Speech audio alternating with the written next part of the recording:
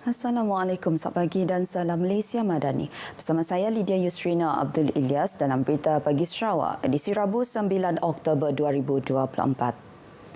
Kerajaan Sarawak akan melaksanakan langkah memperkasa teknologi terkini pada alat pengesanan di lapangan terbang di seluruh negeri bagi menangani jenayah pengedaran dadah.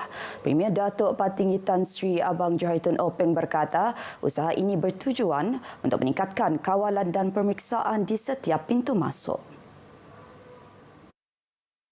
Beliau menegaskan bahawa langkah ini adalah penting kerana Sarawak sering dijadikan transit untuk pengedaran bahan terlarang sebelum ia memasuki negara jiran. Dalam hal ini, terdapat keperluan untuk meletakkan alat pengesan moden di semua kompleks imigresen, kastam, kuarantin dan keselamatan ICQS.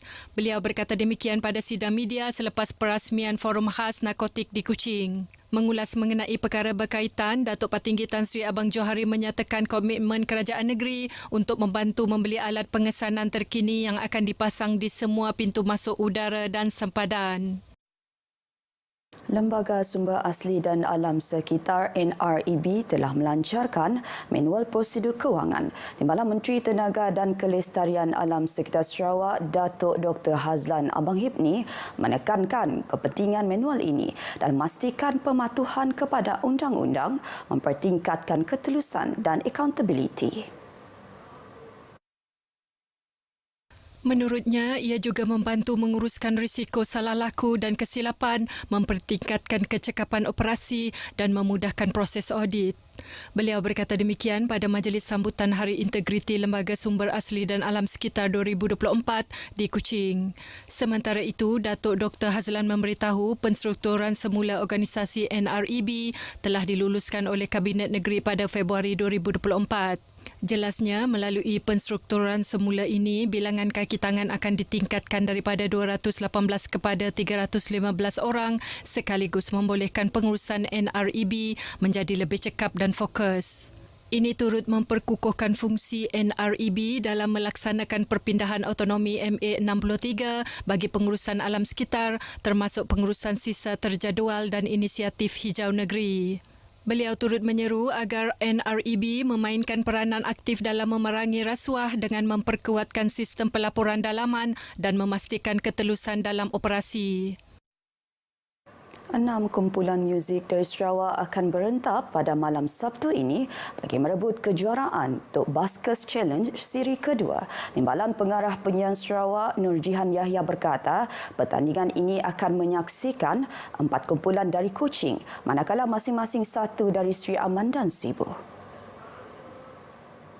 Kumpulan yang bertanding termasuk A2A, BYB, Divorce, Kramat, Trio Blast dan Duo Simfoni. Bercakap dalam sidang media di Auditorium Kecil RTM Kuching, katanya mereka adalah finalis daripada 20 kumpulan yang telah melalui uji bakat di 6 lokasi terpilih di seluruh Sarawak.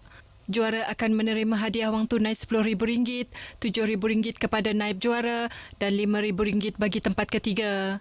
Rakaman pertandingan ini akan disiarkan pada 18 Oktober pukul 9 malam di TV2. Seorang kaki tangan kerajaan lelaki berusia lewat 50-an di Sarike telah menjadi mangsa penipuan phone scam yang menyebabkan kerugian sebanyak RM510,000. Pesuruhjaya Polis Sarawak Datuk Macha Atta dalam kenyataan media mendedahkan mangsa terpedaya dengan helah sindiket yang menyamar sebagai wakil syarikat penghantaran dan pegawai polis. Insiden bermula pada penghujung Jun 2024 apabila mangsa menerima panggilan di tempat kerja daripada seorang individu yang mendakwa sebagai wakil syarikat penghantaran DHL. Mangsa dimaklumkan bahawa bungkusan yang dihantarnya mengandungi kad kredit dan kad pengenalan diri. Panggilan tersebut kemudiannya disambungkan kepada seorang suspek yang menyamar sebagai anggota polis dari Ibu Pejabat Polis Daerah IPD Melaka yang mendakwa mangsa terlibat dalam kes pengubahan wang haram. Suspek memberi amaran bahawa aset dan akaun bank mangsa akan dibekukan jika tidak memberi kerjasama. Bimbang dengan ancaman tersebut, mangsa mula melakukan beberapa transaksi pindahan wang ke dalam beberapa akaun bank berbeza dari awal hingga pertengahan Julai.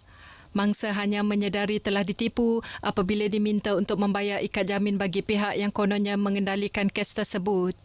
Susulan kejadian, mangsa segera membuat laporan polis. Seorang pesara lelaki berusia 70-an di Kuching berputih mata apabila kerugian RM660,000 selepas menjadi mangsa kes penipuan pelaburan tidak wujud. Pesuruhjaya Polis Sarawak Datuk Macha Atta berkata mangsa tertarik dengan kursus pelaburan yang ditawarkan oleh suspek di laman Facebook pada penghujung Julai lepas. Mangsa kemudian mengikuti bimbingan selama 2 minggu dan diminta untuk memuat turun aplikasi pelaburan serta mendaftar akaun selepas kursus. Akibat terpedaya, mangsa membuat beberapa pembayaran melalui pindahan wang dalam talian dari pertengahan Ogos hingga pertengahan September. Pesara terbabit hanya menyedari telah ditipu apabila diminta untuk melakukan transaksi tambahan dan tidak menerima sebarang pulangan keuntungan dari pelaburan tersebut. Polis Miri pada Sabtu lepas menahan 2 lelaki dan seorang wanita tempatan disyaki terbabit aktiviti pengedaran dadah di Miri. Ketua Polis Daerah Miri, ACP Alexan Naga Cabu, menerusi kenyataan media berkata, tangkapan dibuat menerusi serbuan di sebuah rumah di kawasan Miri. Polis turut merampas dadah jenis ganja seberat 1.5 kilogram yang dianggar bernilai RM3,440. Kes disiasat di bawah Seksyen 39B Akta Dadah Berbahaya 1952 dan Seksyen 6 Akta Sama. Sementara itu, dalam satu lagi kenyataan media, ACP Alexan berkata Polis Miri pada hari sama menahan 5 lelaki tempatan kerana terlibat aktiviti sabung ayam. Tangkapan dibuat oleh sepasukan polis dari bahagian siasatan jenayah IPD Miri di sebuah kawasan lapang di Bandar Miri. Kelima-lima suspek berumur di antara 56 hingga 75 tahun dan mengaku datang ke kawasan tersebut untuk berjudi sabung ayam. Semasa serbuan, polis turut merampas 2 ekor ayam serta peralatan lain. Kes disiasat di bawah Seksyen 73-1-G Ordinan Veterina Kesihatan Awam 1999. Agensi Penguatkuasaan Maritim Malaysia Maritim Miri telah menahan 2 kapal nelayan asing yang disyaki dari Vietnam serta merampas 2,000 liter diesel yang bernilai RM4 juta di perairan Miri Sarawak. Penangkapan dilakukan pada 5 Oktober lalu semasa rondaan rutin kapal peronda maritim di 132 batu nautika barat laut Tanjung Baram. Menurut Pengarah Maritim Sarawak, Laksmana Pertama Kamal Arifin Jusoh, kedua-dua kapal tersebut dikesan melakukan penangkapan ikan secara haram. Tangkapan pertama dilakukan pada pukul 11.35 pagi, manakala kapal kedua ditahan 20 minit kemudian.